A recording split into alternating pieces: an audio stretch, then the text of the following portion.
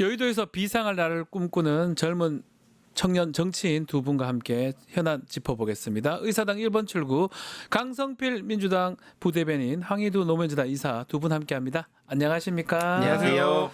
자, 먼저 형사재판 얘기 좀 해보겠습니다. 두 번째 윤석열 내란 우두머리 사건 법정 열렸는데요.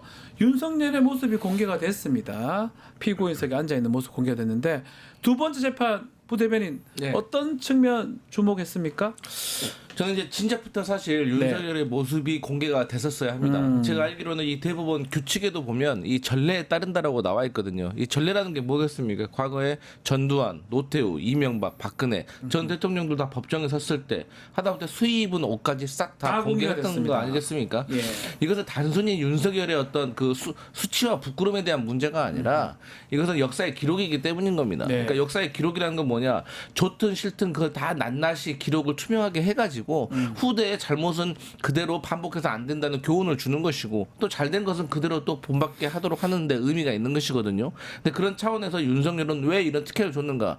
제가 봤을 때 전직 대통령들은 다 보니까 법률가가 아니었더라고요. 근데 검찰총장 출신이기 때문에 그러네요. 이런 배려가 있었던 것 같고 또 첫 번째 공판 같은 경우는 검찰 측에 짓는 신문이기 때문에 재판받던 전직 대통령 보니까 다 법조인 출신들이 네. 아니네요. 아니다 보니까 이제 뭐 쉽게 말해서 네트워크가 좀 부족했나 보죠. 네. 근데 이제 검찰 측 신문이기 때문에 첫 번째 날은 윤석열이 말이 많았던 거죠. 네. 이렇게 저렇게 불만을 말하고 다 말도 안 되는 소리고 두 번째 같은 경우는 아무래도 피고 측 증인 신문이기 때문에 비교적 말이 없었던 것 같은데 이 국민들이 다 보고 있고 지귀현 판사 네. 더 이상 특혜 줘서 안 되고 그다음에 지하 주차장으로 들어가는 문제도 이것은 반드시 개선돼야 된다고 생각합니다. 이건 해결이 돼야 된다. 고등법원장의 권한이긴 하지만 네. 고등법원장 누가 임명했습니까? 대법원장이 한 거고 대법원장 누가 임명했습니까? 윤석열이 임명한 거 아니겠습니까? 거죠? 예. 국민들이 다 보고 평가한다는 점 알아야 됩니다.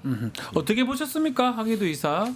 저도 이제 그 비공개 재판으로 진행이 되면서 예. 많은 시민들이 그동안 비상식적인 모습들을 많이 보니까 별의별 생각을 할 수밖에 없지 않습니까? 이거 윤석열이 결국 내란죄로 처벌 못 받게 해주려는 거 아니냐 뭐 이런 얘기부터 봐주려고 특혜 주는 예. 거 아니냐. 그래서 예. 이런 거 아니냐는 얘기도 충분히 저는 설득력 있다 보고 어쨌든 지기현 씨의 모습도 드러나지 않았습니까? 네. 그래서 결국에는 이게 뭐 유시민 작가님 같은 경우에는 계속 기억날 때마다 그러니까 계속 기억하고 틈날 때마다 이제 계속 얘기를 하겠다 이렇게 말씀하신 것도 굉장히 중요한 의미가 있다 보고요. 그리고 어쨌든 어제는 이제 윤석열이 동네북이 됐다는 걸 이제 보여주는 그런 날이 아니었나 싶습니다. 특히 저는 어제 재판에서 그 김영비 대대장이죠. 네. 사람에게 충성하지 않는다. 하고 싶은 말씀이 있다. 재판부한테 하긴 했지만 네. 실제로는 들으라고 하는 소리 같기도 했어요. 맞습니다. 그러니까 이번에 불법적인 비상계엄을 막은 게 이 겉보기로 보기에는 민주당의 국회의원들이 노력한 것도 분명히 있지만 네. 사실 이런 분처럼 숨은 곳에서 적극적이 아니라 소극적으로 업무를 태만하고 그 잘못된 부당한 지시를 지키지 않은 이런 참 군인들이 있었기 때문에 그러니까요. 비상계엄이 제대로 실행되지 않았던 것이고 저는 윤석열은 창피함을 못 느낄 것 같습니다. 아, 이걸 왜냐하면 사람이 보니까 끝까지 이기적인 거예요. 그러니까 본인이 지금 보수 정당에게 탈당을 해주고 떠나주는 것이 도움이 되고 그게 사람 된 도리라는 걸 알면서도 사전에 아무도 안 찾아온다고 불평불만이 나고 대노나 하고 있고 네. 그리고 이것도 안 먹히니까 이제 신당 창당한다고 하면서 국민의힘을 압박하는 그러니까 끝까지 이기적인 모습 아니겠습니까? 네. 이런 사람이 뭐 이런 참 군인이 한다는 말을 제대로 듣기나 하겠습니까? 창피를 못 느꼈을까요? 네, 뭐 못 왜냐면은 느꼈을 것이다. 지금 뭐 김계몽 씨도 SNS에 사진 예, 올리고 있잖아요. 김계리 계몽. 예, 그리고 예. 이제 뭐 윤버지라고 스스로 생각하겠죠. 네. 이게 어떤 아버지의 고난인가 약간 이런 생각을 스스로 할지 모르겠으나 네. 어쨌든 지금 윤 어게인 신당 얘기가 나오면서 지금 어쨌든 국힘 조기 대선 후보들 입장에서는 이제 망한 거거든요. 네. 그리고 사실 조성현 수방사 경비단장도 윤석열 측에서 계속해서 떼쓰기를 하면서 막 기억력 문제 삼고 막 신빙성을 문제 삼으려 했지만 바로 받아치더라고요. 그리고 더 논리적이에요. 네, 더 윤석열 논리적이고. 측보다. 그러니까 예. 이게 저 동네북이 됐다는 게 이제 입증이 됐기 때문에 그동안 좀 눈치를 보던 사람들도 있을 수밖에 없는데 네. 이들도 이제 하나둘씩 뚫리겠다. 재판하면 할수록 더 네. 불리해질 것 같아요. 맞습니다. 그리고 그 재판 자체가 헌법 재판으로 대부분 다 봤던 거예요. 네. 그걸 더 구체적으로 하는 거기 때문에 아마도 더 나빠지지 않을까 네. 저는 생각을 해보는데 동네 북이 됐다. 네. 이 말씀 알겠습니다. 재판 날짜가 조금 많이 미뤄지긴 했는데 글쎄 증인신문 위주로 빨리빨리 좀 진행이 돼야 될 것 같긴 한데요. 지켜보기로 하고요. 자, 김상욱 국민의힘 의원 얘기 좀 해보겠습니다. 윤석열 제명하고 대국민 사과를 요구했는데 만약에 안 된다면 자신이 거취를 고민하겠다. 이 탈당 이런 얘기 아닌가요 그러면? 저는 김상욱 의원 제가 네. 몇 차례 뵀는데 네. 사람이 영혼이 막더라고요. 되게 예의 바르고 정말로 이런 사람이 국민의힘에도 있었구나. 그래서 저는 김상욱 의원이 그 어떠한 고난과 역경에 있다고 하더라도 예. 탈당하지 말고 국민의힘에 남아서 계속해서 바른 목소리 좀 내주는 게 맞다고 생각을 하고 네. 부차적으로 더 설명을 드리면 한동훈 정말 나쁜 사람입니다. 예. 김상욱 같은 사람을 본인이 지켜줘야죠. 아하. 같이 탄핵에 찬성하고 불법적인 비상계엄이라고 목소리를 냈으면 이런 사람을 지켜줘야지. 막상 지금 김상욱을 껴안으면은 본인의 표에 도움이 안 되는 듯한 모습 보이니까 뭐 사실인지 모르겠지만 단체방에서 빼버리고 그러게요. 어떤 일정 하는데 같이 안 가려고 하고 이거 정말 잘못된 것이다. 예. 이런 가면 쓴 것들 국민들이 다 보고 있다. 그래서 진정한 보수의 지지층, 보수가 잘 되길 바라는 보수 지지층들은 김상욱 같은 사람들 다 지켜보고 응원합니다. 네. 그렇기 때문에 한동훈 더 이상 비겁하게 김상욱 모르척해서 안 된다. 힘이 돼줘야 된다. 이런 말씀 드립니다. 시간상으로는 뭐 지금 국민의힘이 바뀔 가능성도 없어 보이고 그렇다면 김상욱 의원이 탈당을 할 수도 있는 겁니까? 저는 뭐 이렇게 얘기를 해도 어차피 뭐 한동훈도 들을 리 없고요. 뭐 거기 한동훈도 안 들을 거다. 리더십도 없잖아요. 뭐 새우깡이나 먹고 있던데. 새우깡 먹던데요. 그러니까 결국에는 예. 한동훈도 변할 그 여지가 없고 그리고 지금 국민의힘은 사실상 내란 정당이나 마찬가지가 된 거 아닙니까? 네. 그래서 실제로 지금 보면은 뭐 예를 들어서 반 체제, 그러니까 저들이 오히려 체제를 부정하고 반 대한민국 반 국가 세력 타령을 그렇게 했는데 저들이 지금 모든 걸 부정하고 있어요. 네. 헌법까지도 지금 대놓고 무시하고 있기 때문에 어차피 저들은 이제 변할 일도 없다. 결국 그렇다는 것은 이제 김상욱 의원이 이런 식으로 던져놓고 나중에 이제 뭐 결단을 할 시간만 남은 게 아닌가 생각이 들긴 합니다. 사실 이 얘기가 저는 공감이 되더라고요. 자유통일당 대표였어요. 김문수. 네. 그 있던 사람을 장관을 또 노동부 장관을 시키질 않나. 급기야는 국민의힘 입당에서 후보까지 돼버렸어요. 이게 말이 되냐 이런 얘기인데 뭐 이게 사실은 국민의힘 당이니까 뭐 마음대로 하든 상관없지만 민주당 입장에서는 네네. 어떻습니까? 이게 참 적적해서 여기까지 와가지고 이쪽 대통령 후보까지 될 가능성이 있어요 지금. 뭐 그렇게 따지면 이제 왼쪽에서 시작해서 오른쪽까지 가고 있는 안철수도 있기 때문에 안철수도 뭐 충분히 있네요. 그 네. 열려 있는 정당이라고 생각을 하고 열려있네요. 어제 권영세도 어제 다 열려 있으니까 다 들어오라고 하잖아요. 예, 그러니까 예. 저는 자유통일당하고 합당을 하면 되는 거지 네. 뭐 이렇게 복잡하게 정당을 운영하는지 모르겠습니다. 그런데 결국에 이제 김문수라는 사람을 지금 국민의힘에서 일부 의원들이 지지를 했던 이유는 김문수가 이 탄핵 과정 속에서 우리 민주당의 자랑스러운 서영교 의원이 국민들 일어나세요 사과하세요 했을 때 혼자 꼿꼿하게 앉아 있었다. 이것이 윤석열을 지키려고 하는 것이고 야 진짜 보수다 이렇게 생각을 그게 했는데 컸다는 거죠 지금 이렇게 나온 이유 중에. 알고 보니까 본인이 탄핵을 반대하고 비상계엄에 대해서 옹호하는 그런 생각 때문에 앉아 있었던 게 아니라 아하. 아니 왜 국회의원이 자꾸 장관을 일어서라 말하냐 귀찮아서 안 일어선 거예요. 아 그래요. 그러니까 이제 그런 모습들이 일어나다 보니까 결국에는 김문수에 대한 실망이 있는 것이고 결국에는 지지율입니다. 네. 어쨌든 간에 오해가 됐든 가짜가 됐든 간에 김문수의 지지율이 좀 나왔잖아요. 그러니까 국민의힘에서 지지하기 시작을 했는데 결국에는 김문수 가지고 안 된다. 네. 그러니까 한독수 나오는 거 아닙니까? 그러니까 김문수 캠프에서 한독수를 외치고 있는 거 아니에요. 지금 국민의힘 의원들 중에서 네 글자 위장 취업이 유행 아닙니까? 위장 취업이요. 그러니까 결국에는 김문수도 이렇게 쓰다 버려지는 것이고 그렇게 부메랑으로 다 당하는 것이다. 그래서 결국에는 김문수는 후보도 되기 어렵다. 후보 4등 안에 들지 않을까요? 빅4 안에는 들겠죠. 네. 네. 하지만 결국에는 이제 국민의힘 후보가 되기는 어렵다. 예. 그러니까 저희 민주당에서 누가 되든지 간에 예. 상관없다. 상관없다. 한덕수 대행 얘기도 좀 눈에 띄었습니다. 왜 한덕수냐 지금 당원도 아니지 않느냐 그리고 지금 대항인데 이 사람까지 지금 출마하라고 난리를 치고 있다. 네.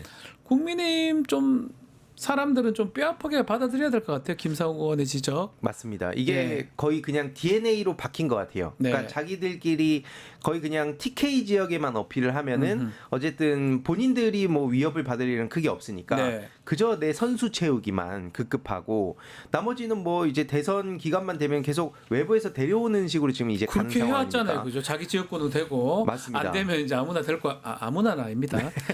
좋은 사람 네. 자기들 생각할 때는 그렇게 그쵸. 했던 거잖아요. 맞습니다. 그러니까 이게 결국 그 중도 확장성이나 이런 쪽으로 가야 네. 된다고 보통 대선 때는 다 그게 룰이었는데 이제는 그마저도 파괴를 시켜버리고 네. 오히려 더 극단적으로 지금 가고 있는 상황입니다. 그래서 이건 앞서 말씀드렸듯이 이미 내란 폭도들까지 지금 이제 감쌌던 당이 됐거든요. 네. 그래서 전광훈한테 멱살 잡히고 끌려다니다가 오죽하면 이제 전광훈 씨가 뭐 차라리 이재명 찍겠다. 네. 국민의힘 저것들 8명은 절대 용서하지 않겠다는 식으로 얘기하는 상황 아닙니까? 예. 그럼에도 불구하고 찍소리를 못 내고 있어요. 뭐 안철수 씨 정도만 좀 이거에 대해서 얘기를 하면서 다른 후보들 정광훈당 가라고.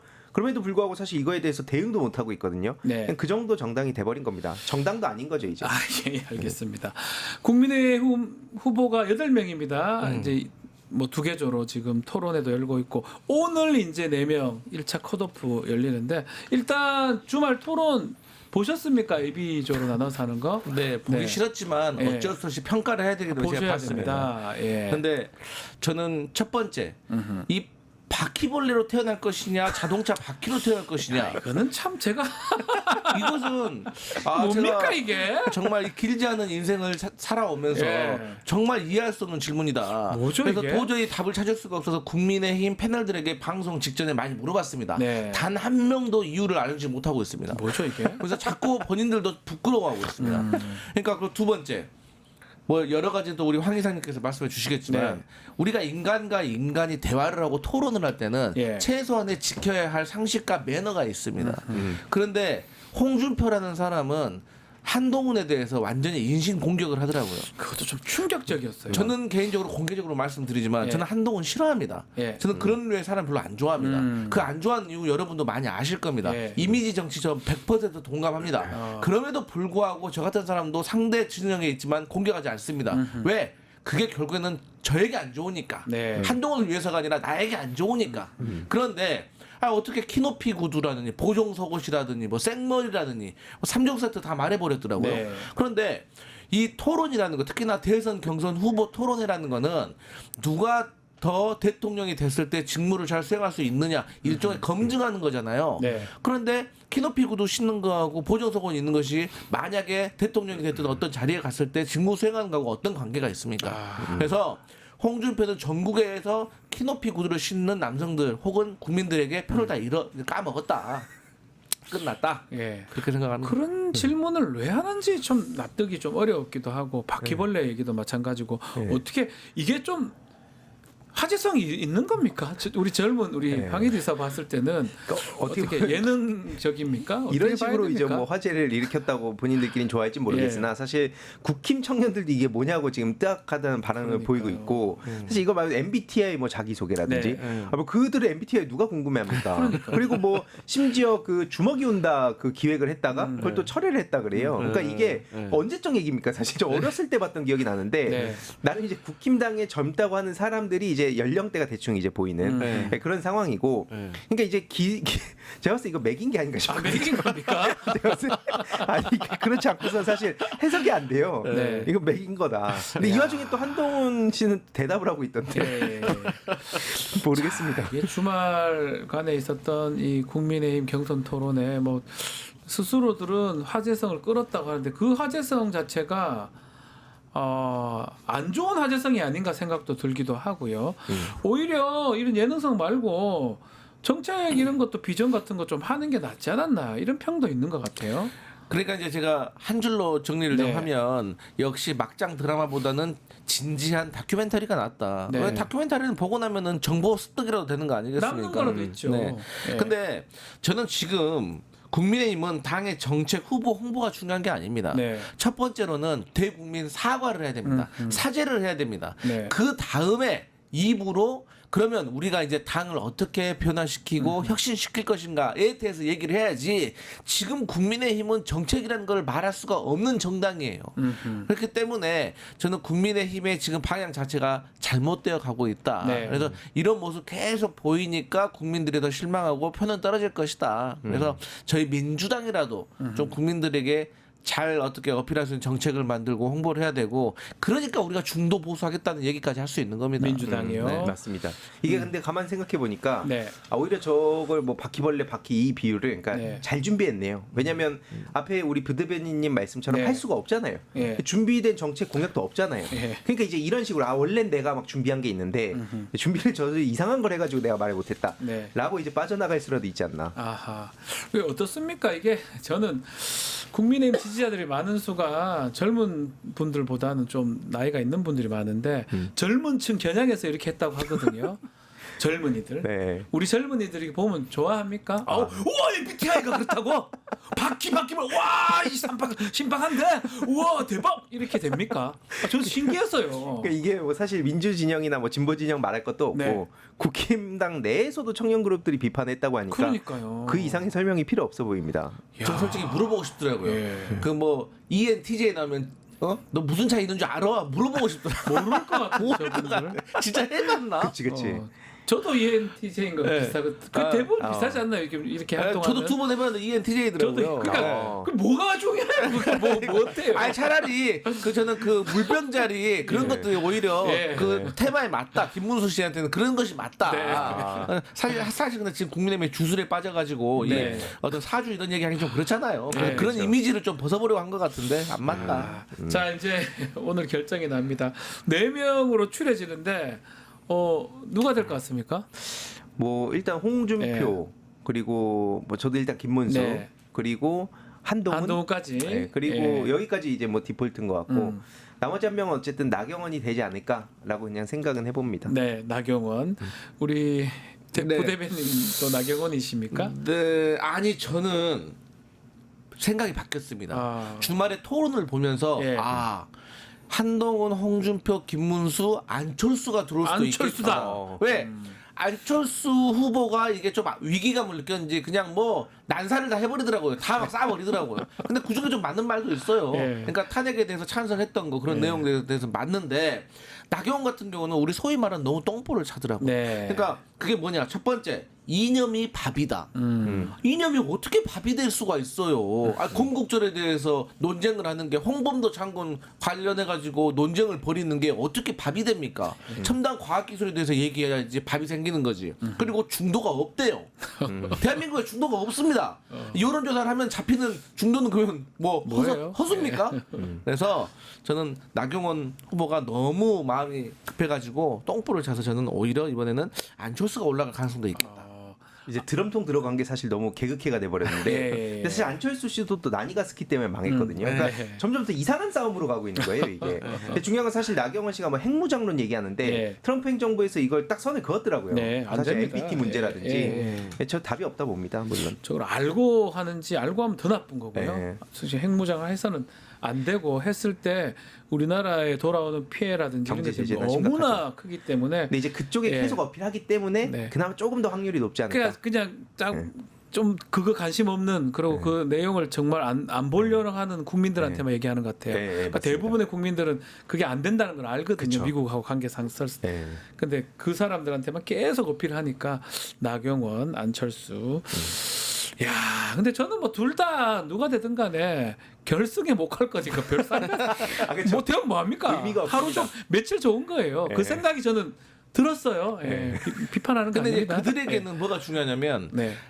탄핵에 찬성하는 안철수가 들어와서 한동훈과 2대2 구도를 벌여주느냐 네. 아니면은 탄핵 반성파가 3이 돼가지고 3대1 구도가 되느냐가 그렇죠. 이 마지막 최종적으로 국민의 후보를 결정하는 데 영향을 주기 때문에 저희도 이제 사실 뭐 의미는 없지만 네. 그런 차원도 있더라. 반탄, 찬탄 네, 이렇게 네, 하잖아요. 네. 3대 1이냐, 2대 2냐. 요게 마지막으로 이제 봐야 될 부분이다.